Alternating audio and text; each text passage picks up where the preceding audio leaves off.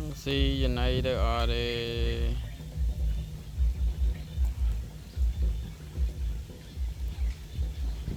sạch đó lên nè small là này không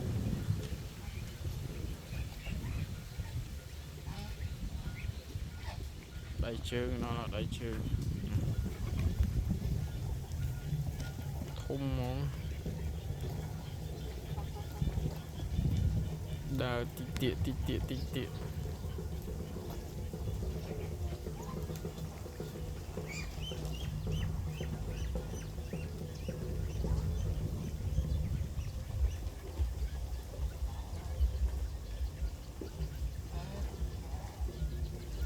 tận nào tí tiệt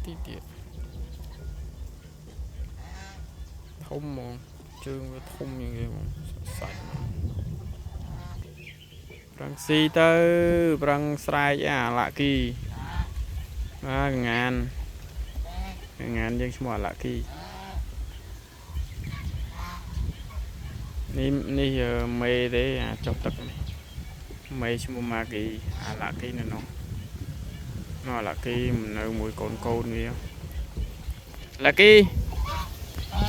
này là kỳ nơi cho mùi Robert Angel hay năng check là kỳ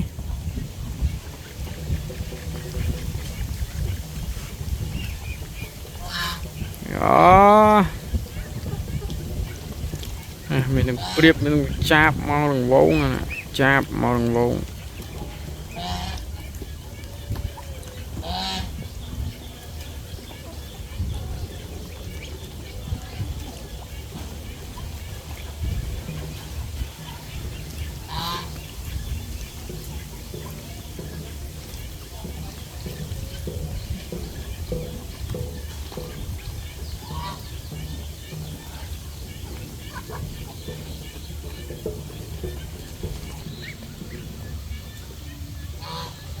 nhớ sạch cái đi ok mùi đó là ok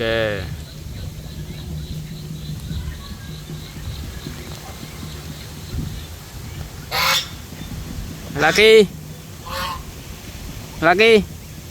mà Lucky